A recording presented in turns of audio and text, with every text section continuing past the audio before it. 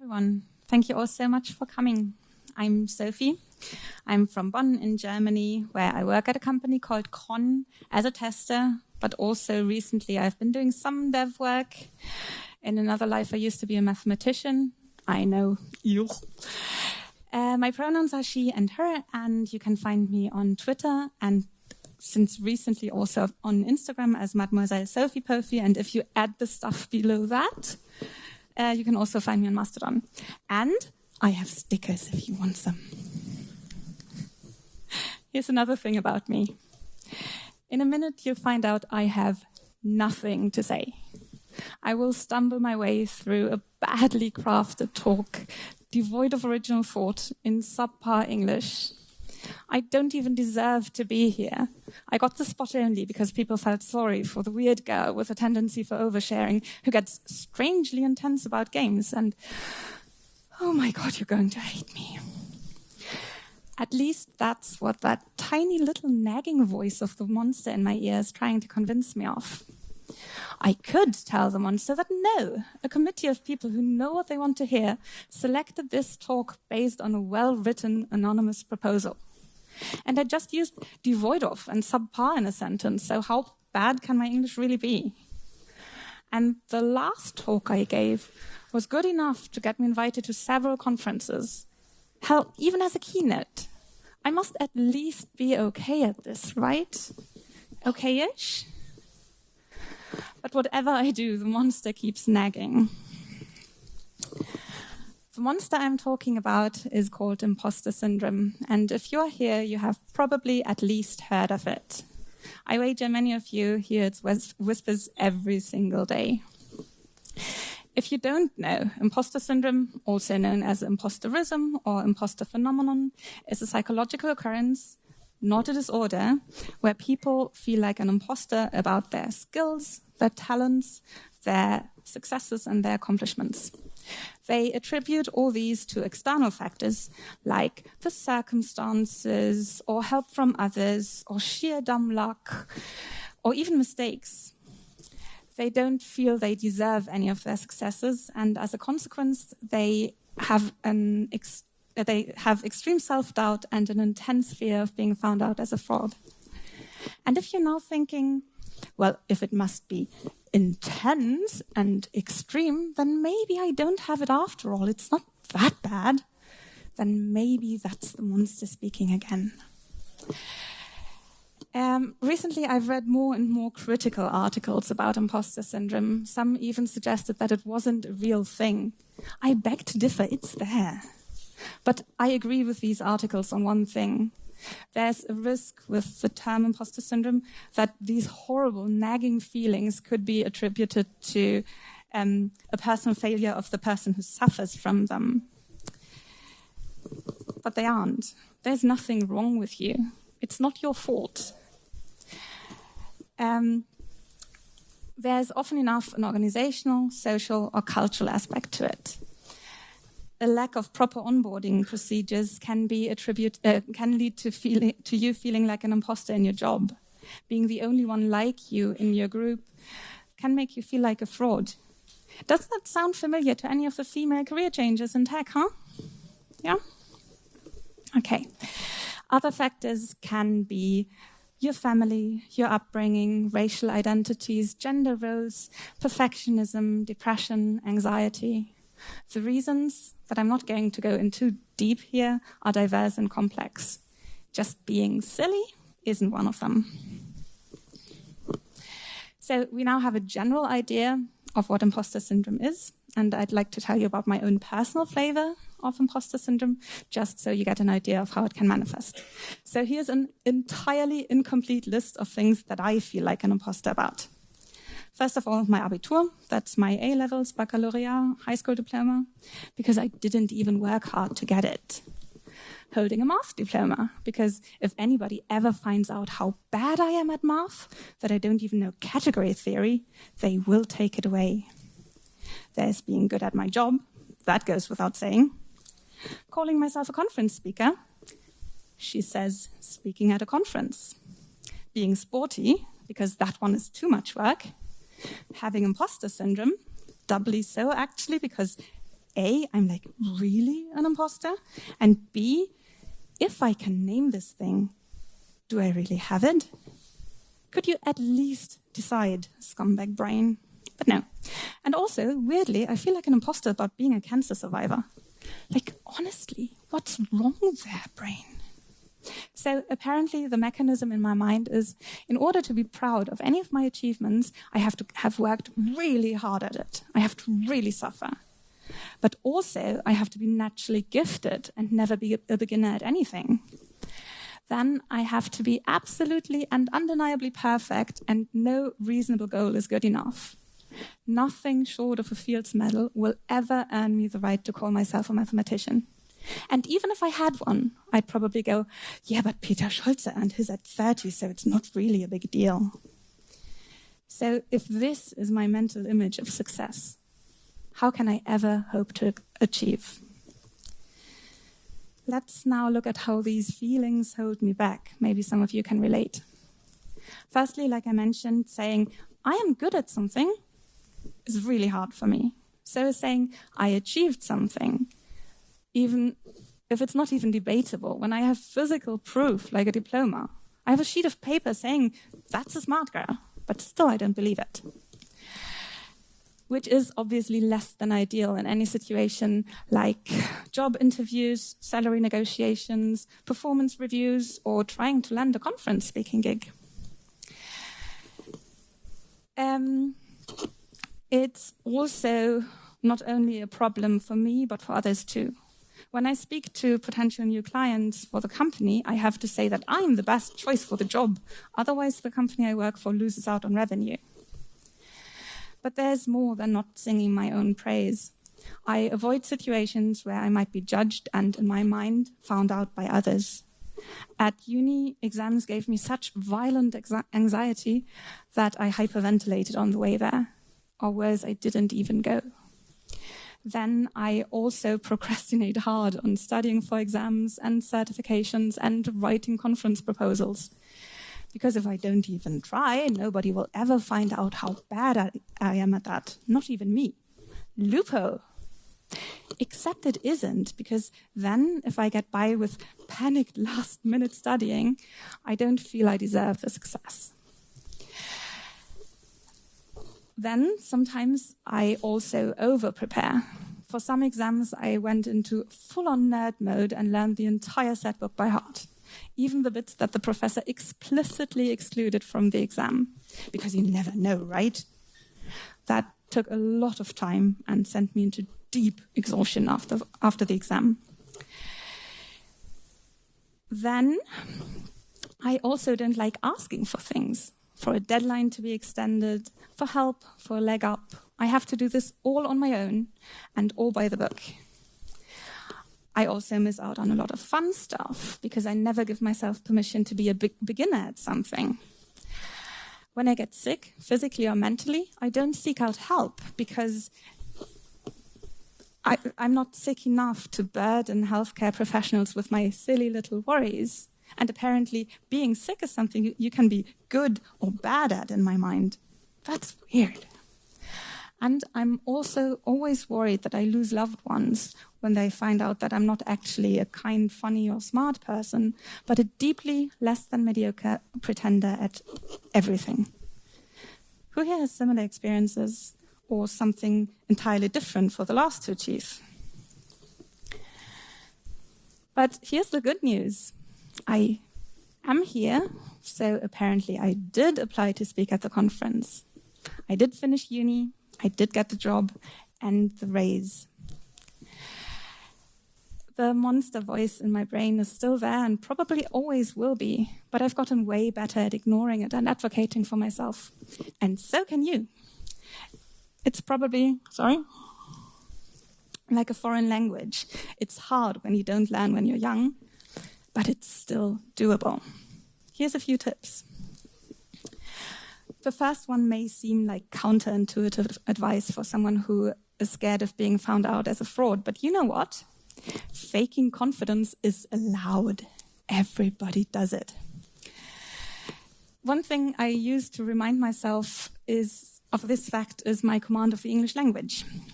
I'm going to do something now that is going to hurt my imposter brain physically and say that it's okay, right? But I still cringe at myself when I make a mistake or when I struggle to find a word or because the NTHS combo at the end of the word months is hard for me to pronounce. Months. Because if I don't sound like a native speaker, I won't be happy with myself. Like, what's wrong there, monster? I'm not a native speaker. What do you even expect? But I spend a lot of time with other Germans in meetings where we speak English. We, the Germans, are notoriously bad at foreign languages, and tech people aren't very often the most naturally gifted linguists, right? So it gets really bad sometimes. Now, here's the consoling thought. Google a random job ad for a tech job in Germany, and I will guarantee you it will ask for a high level of English level proficiency. Speaking of English level, language proficiency, hard word. That means that the person in my meeting who keeps referring to the child of a node must have claimed to have it.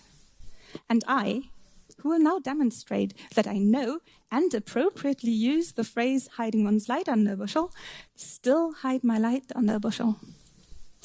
Getting mad at this injustice helped me find the guts to at least try to sound confident. And I found out it works. You don't actually have to feel confident to seem confident. So that's the first tip. Fake it till you make it. Everybody does. It's just play pretend for adults. Nobody has it all figured out. Sometimes I even think there's no such thing as adulthood. And you, being the fraudster that you are, should be at an advantage here. I once read about a person who reframed their imposter syndrome to brilliant con artist syndrome, and I love that. If you can fake being competent for an entire career, you can fake believing in that competence for that 1-hour performance review, you brilliant con artist. Secondly, there's a loophole in my anxiety. I have a really hard time advocating for myself, but when I have to speak for others, I become full-on mother hen. I'm the defender of the anxious, champion of the downtrodden. For example, I would rather not sleep for a week to make a deadline than ask for an extension for myself. And I really hate telephones, but I have called professors pretending to be somebody else to ask for an extension for them. And it worked. That's my second tip. Make self-advocacy a team sport. We know others have imposter feelings at least sometimes. Probably all of you do sometimes, right? In my experience, even the talking about it with others alone helps. But you can also team up with people who know the feeling. Please don't tell my boss. Please skip over this if you watch this on YouTube. But before I go into my yearly performance reviews, I have full-blown war councils with 3 colleagues turned friends turned confidants. One reminds me objectively of all the amazing things I apparently achieved during the year. The second gives me strategy advice. And the third one straight up bullies me into asking for a bigger raise than I originally planned. And when I go into the review, I can't let down the team, right? So I go with it and ask for the raise, because apparently I achieved things. And when it's the next imposter's turn, we do the same for them. We go mother hens to the rescue. So far, my tips have been quick fixes, band-aids, and the use of loopholes. They may work for when you need to sound confident. But what about the less obvious consequences of feeling like a fraud? The self-sabotaging, the procrastinating, the lying awake, being scared of the inevitable unmasking. I'm sorry, but we have to face the monster now, not just go, Anna, I can't hear you. So let's do this. I remember when I first learned the term imposter syndrome. I was at university and it wasn't going well. I had been a good student at school without having to put in much effort, but uni was an entirely different story. I had chosen a really hard subject, math, at a really hard university, Bonn, and promptly failed my first exam. I had passed others, but the first one felt the most significant. Frankly, I was butthurt. One day, I had a nice family dinner with my parents and my sisters when it all burst out of me. I admitted to my feelings of inadequacy and my fears of never understanding anything anymore. My family obviously tried to console me, reminding me of the exams that I had passed. And I, crying big, snotty tears into my pasta, said that I hadn't even deserved to pass those, and that if people ever found out how stupid I really was, they'd take it all away. Also my Abitur while they were at it. That's such a typical imposter thought. Then my sister Laura said something that honestly changed my life. She said, "You know what, silly?" She's my big sister, she gets to call me silly. You know what? The thoughts and feelings you're having, they have a name. It's called imposter syndrome, and many people, often high-achieving young women, have it. The weird thing is that I had been crying about these things in therapy for ages, and my shrink had never told me. But when I learned what imposter syndrome is, I finally had a fighting chance. When there's finally a word for this grey, scary cloud of weird feelings and worries, you know what you're up against. If it has a name, that means that it's so common that people have bothered to give it a name. You can talk about it, you can learn about it, and you can read about it. And the more I read, I realized how much of my self-sabotage can be attributed to it. And ultimately, it helped me find ways around it. So here's my second tip. Make self-advocacy, my third tip is get to know your enemy. Both in general, remind me to give you book recommendations in the end, and then get a really good look at what your own personal flavor of it is. Now, maybe it sounds a bit weird that I keep referring to my own thoughts and feelings as the monster, but I do so deliberately. The technique behind it is the fourth tip, externalizing these thoughts. We are so used to seeing ourselves as frauds that we see it as an integral part of ourselves. And then confirmation bias kicks in, and we only look for proof of us being an imposter. We get stuck in an echo chamber where only the bad thoughts get repeated. But now we've learned what imposter syndrome is, and the more you realize when the monster is speaking, the more you will be able to distance yourself from it. After all, it's not you, it's the monster. You don't have to listen to it being mean to you. You can tell it to shut the F up. I do so actively. When these thoughts hit, I go, okay, that's just my imposter syndrome speaking again. What's the real story here? It's not easy. I don't always manage, but you get used to it. Notice that I tell the monster to shut up, my imposter feelings, not myself. Chiding yourself for your imposter feelings isn't nice nor helpful. The key is self-compassion. Be kind to yourself. You're still learning. Here's another truth about the monster. It means well. Ultimately, it wants to keep you safe from being found out and thus being humiliated, which admittedly is kind of nice because nobody likes being humiliated.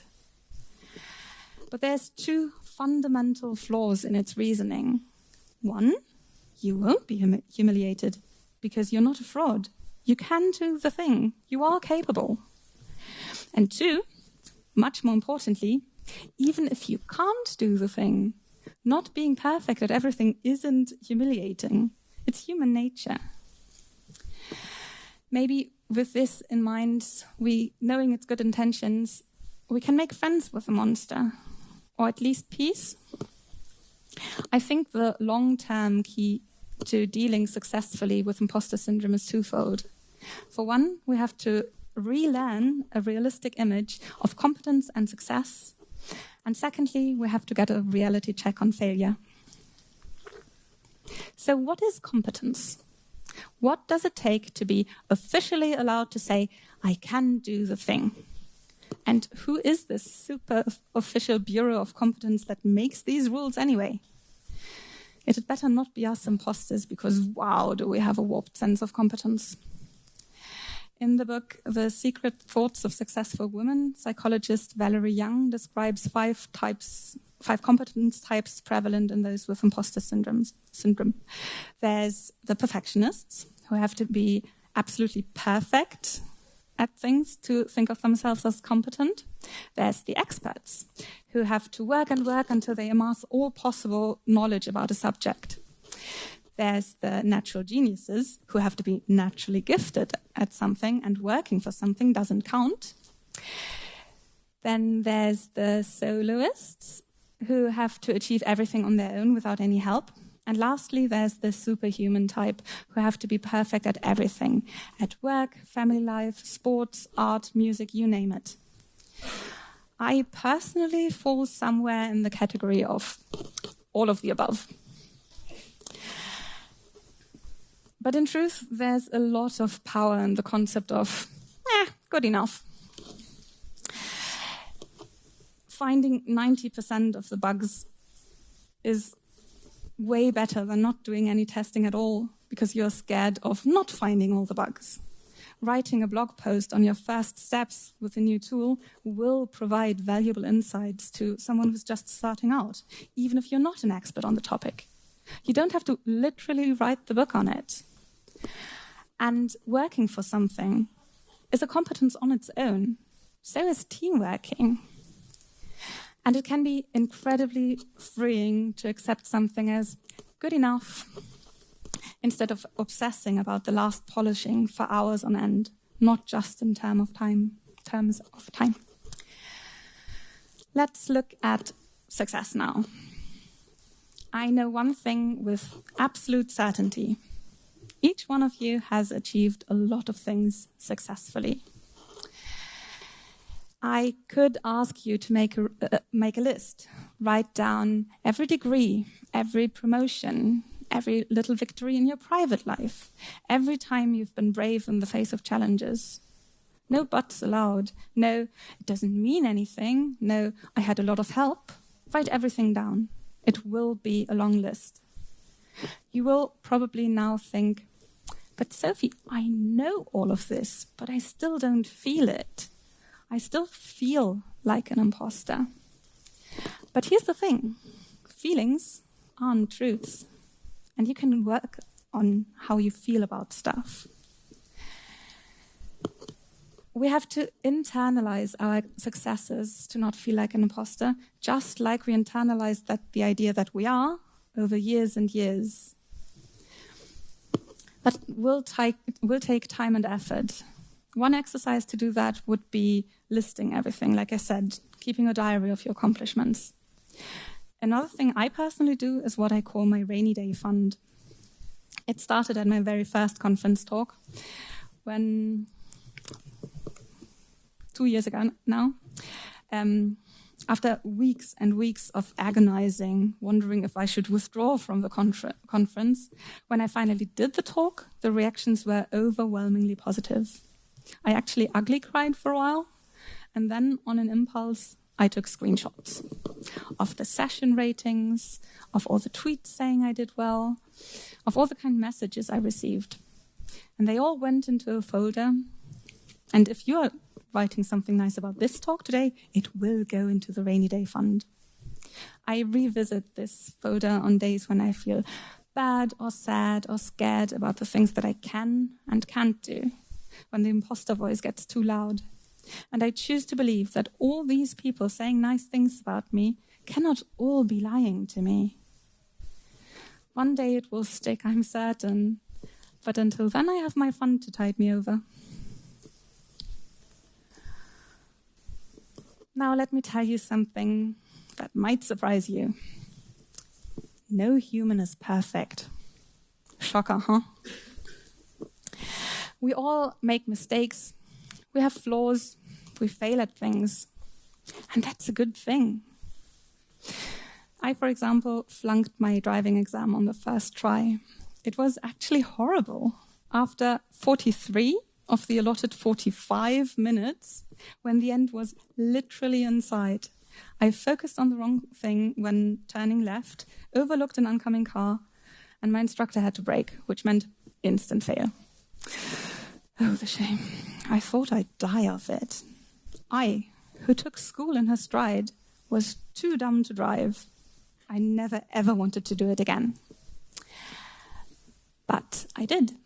And now, with a license and years of driving experience, I can see how good it was for me to fail on that first try. First, I know that I'm not going to make the same mistake again in real life, which will probably save my life. And secondly, I just wasn't ready to drive on my own. I needed a bit more experience, a few more lessons. So what? I failed that first exam, but that didn't make me a failure. It made me a better driver. I think imposter syndrome is so prevalent in high achievers because we never really learned a healthy attitude towards failure. If you always do well, the prospect of breaking that streak is terrifying. Because we never experienced, as straight-A students, that the sun will still rise on the day after your first B-. But it will. It's a truism that every failure is a learning opportunity. But for us imposters, it's doubly true. I learned, through failing, where to look when turning left. But I also learned that passing your driving exam on the second try still means you passed. We've now learned that you don't have to be perfect at everything to be capable and successful, and that making mistakes isn't the end of the world. The sum of the two equals, don't let perfect be the enemy of good. This, to me, is the lesson it all boils down to. Do you know the saying, perfectionism is just fear in fancy footwear? Apparently neither me nor my fears can resist a cute pair of shoes. But still, it's true. Imposter syndrome is nothing but a fear response. We hide behind a desire to be absolutely perfect at everything, to not show ourselves, our true selves, with all our talents, skills, and accomplishments, but our flaws and failures too, to not open ourselves up to scrutiny. But you know what you miss out on if you keep hiding? Everything. We're treating ourselves like overbearing parents who don't allow their children to roller skate so they don't fall and hurt themselves. But compared to the absolute joy of rolling down a hill with skates on your feet and wind in your hair and screaming at the top of your lungs, isn't a few skinned knees worth it? Maybe on the long run, we can Marie Kondo our brains. Dear monster, you mean well, but you no longer serve a purpose. You don't spark joy anymore. Thank you for your service. Goodbye now. Because the same holds true for a life where you don't let yourself be held hostage by your imposter feelings. Yes, you will be scrutinized. Yes, you will make mistakes. And yes, that will sting. But it will all be worth it when you stop stopping yourself, when you allow yourself to take on challenges, take opportunities when they come, when you let yourself shine. You're not a fraud. You deserve it all. Be brave. It will be okay. I promise. And see how confidently I said that? Thank you so much for your attention.